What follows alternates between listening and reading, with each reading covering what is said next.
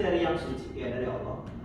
Kemudian alam dunia nabi dan komunitas diperoleh untuk membentuk secara dominan produk linguistik yang dihasilkan. Artinya bahwa setelah Rasulullah mendapat inspirasi, maka Al-Quran itu dia bagaimana diolah sesuai dengan bahasa ketika Rasulullah sosiopultur pakai bahasa Arab. Nah, itu sehingga kemudian bahasa-bahasa yang digunakan di dalam Al-Quran sendiri adalah bahasa yang ketika zaman tersebut.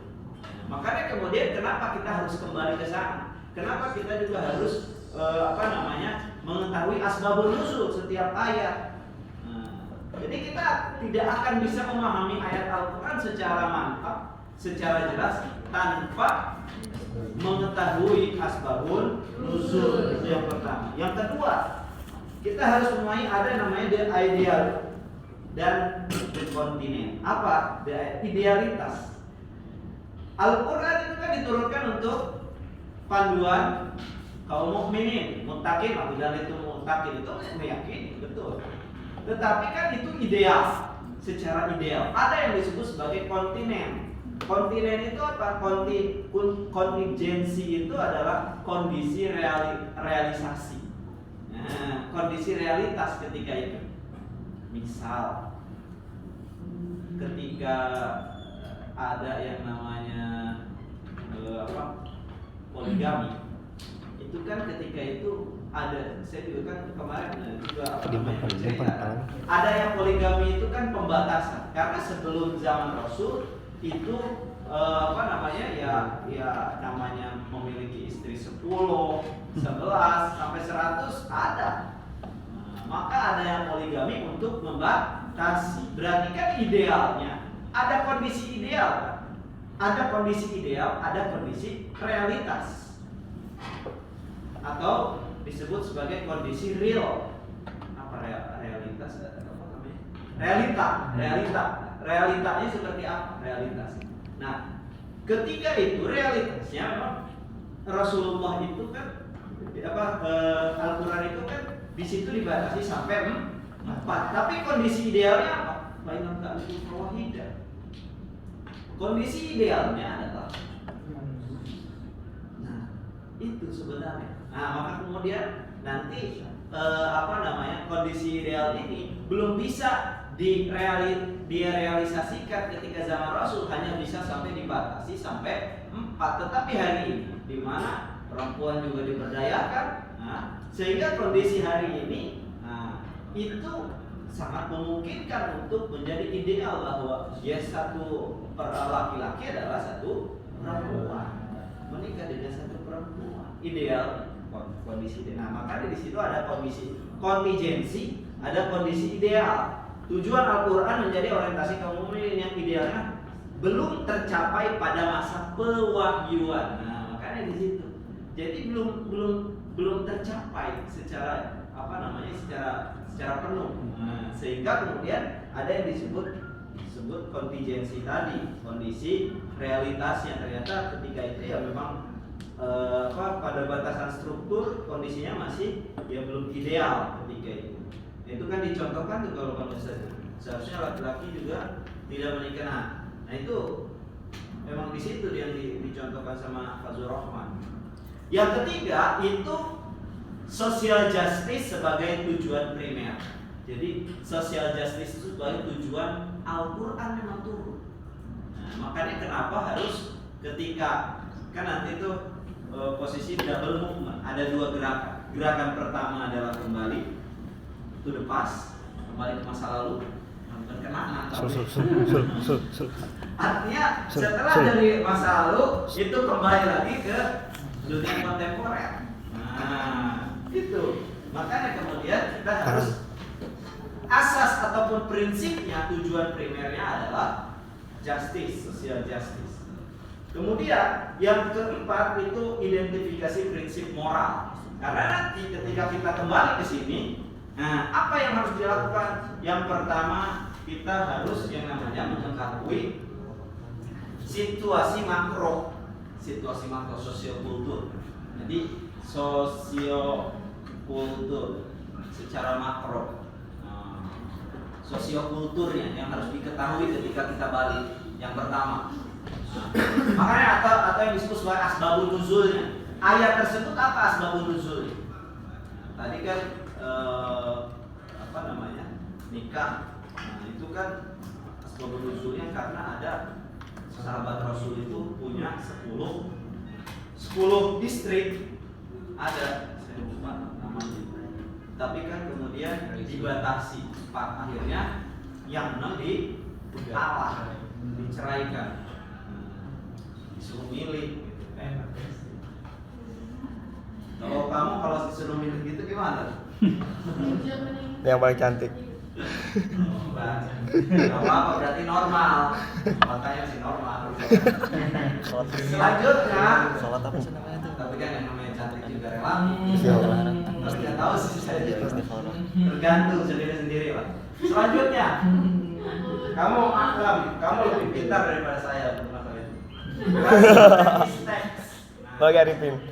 Baru setelah itu, Udah garut. tadi harus ada prinsip sosial justice, dan juga yang keempat tadi adalah ada moralnya. Maka yang harus diketahui adalah rasio legal teks. Apa sih teks itu berbicara apa? Oh, berbicara tentang pembatasan nikah. Umpamanya kita umpamakan itu lah ya, karena itu yang dicontohkan sama Pak Surahman. Itu bisa diterapkan dalam beberapa hal lagi nanti. Nah, kemudian setelah kita mengetahui oh itu pembatasan, maka berarti kondisi idealnya berarti ya satu laki-laki ya satu perempuan, kondisi ideal. Setelah itu maka harus mengambil satu yang namanya ideal moral teks. Apa ideal moral teksnya? Tadi apa sih makna dibalik kita harus menikahi Fangkihum atau balakum minasai. Masna menikahi 2, sulasa 3, 4, 9. Fa'ilam ta'dilu fawahidah. Apa sosial moralnya?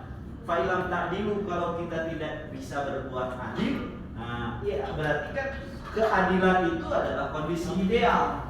Nah, maka kita bagaimana menciptakan social justice itu, keadilan tersebut. Berarti ideal moralnya adalah kita harus mewujudkan yang namanya keadilan, dan keadilan itu dalam bentuk pembatasan nikah, yaitu satu berarti harus menikahi satu. Konsep keadilan, ini keadilan yang ideal moral, keadilan harus ada adil.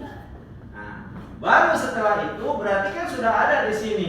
Nah, berarti di sini ada nilai ada nilai universalnya apa? Yaitu moral keadilan, moral pembatasan. Kemudian barulah kita balik lagi ke zaman hari ini. Maka ketika zaman hari ini yang pertama ada yang namanya nalar generalisasi. Yang pertama itu ada nalar generalisasi. Artinya yang diambil adalah nilai-nilai universal, nilai-nilai general, kuliah. Kemudian selanjutnya baru, karena kan ketika kita menghadapi dunia kontemporer, menghadapi isu yang terbaru, nah gitu kan, isu yang terbaru itu apa? Menghadapi hari ini, yang namanya perempuan terus menyuarakan suara dengan konsep kesetaraan gendernya, gitu kan? Gender equality-nya, di mana perempuan juga ingin diakomodir di dalam segala aspeknya, baik dalam politik, terutama di dalam dunia rumah tangga juga. Maka di sana ada generalisasi bahwa kondisi hari ini sudah berbeda dengan kondisi zaman Rasulullah. Gitu. Di mana di sana kan ya masih kondisinya ya perempuan masih bisa kemudian ya poligami itu gitu banyak. Tapi hari ini kan saya kira nggak banyak itu kan yang mau, bahkan ya banyak yang sudah menentangnya gitu kan. Nah, maka ada yang namanya adaptasi ideal. Maka mengadaptasikan dengan kondisi hari ini. Itu batasi ideal. Di sana kemudian nilai moral yang universal tadi itu bisa merespon apa yang terjadi pada hari ini. Nah, gitu sebenarnya dari double movement ini. Jadi yang pertama ketika balik dia harus tahu asbabun nuzul dan kondisi sosiokultur. Habis itu diambil rasio legalnya, kenapa kok dia di dalam hukumnya itu bisa menyuruh hal tersebut, apa sebabnya, ideal moralnya apa, nilai-nilai universal yang ada di situ apa, baru setelah itu balik lagi ke kondisi hari ini. Yang diambil adalah nalar generalnya, baru setelah itu untuk merespon kondisi apa ideal hari ini seperti apa. Nah, itu Masa depan. dari double move. Hah? Masa depan. Presiden. Kita yang bisa Persembahan. kemudian hari ini banyak juga sih saya lihat ada skripsi yang mulai membuat teori double movement ini sebagai sebagai ya kacamatanya. Artinya untuk melihat misalnya aja di dalam poligami, sehingga hari ini poligami kemudian disebut sebagai pada tataran dilarang itu kenapa ya, karena kondisinya sudah berbeda ya.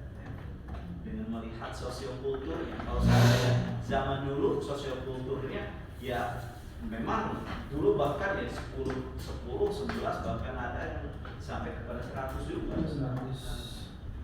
Makanya kemudian Rasulullah membatasi. Setelah itu hari ini di mana perempuan sudah berdaya, sudah 10 banding 10, 1 banding 10 gitu. Maka kemudian ya ketika pernikahan pun laki-laki, satu laki-laki, satu perempuan gitu sekarang cara ini. Makanya kemudian beliau melihat Pak Zulrahman ini melihat bahwa Al-Quran itu bukan bukan nilai-nilainya itu adalah nilai-nilai yang memang mengadaptasi dengan sosial kultur. Nanti berbeda dengan apa yang diyakini oleh pengkritiknya, gitu kan? Karena nanti di dalam tafsir itu ada satu kaidah di dalam tafsir itu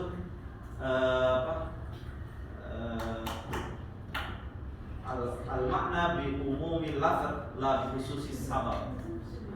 Makna Al-Quran itu bi umumil lafaz, bukan bi khususis sabab. Jadi Al-Quran itu bukan hanya berdasarkan kepada turun, ada yang memang dia itu adalah ya bi umumil lafaz, sesuai dengan keumuman lafaznya. Kalau seandainya hari itu Rasulullah, ini kritiknya ya, ini saya baca kritiknya. Biar sedikit. Inilah ada gambaran.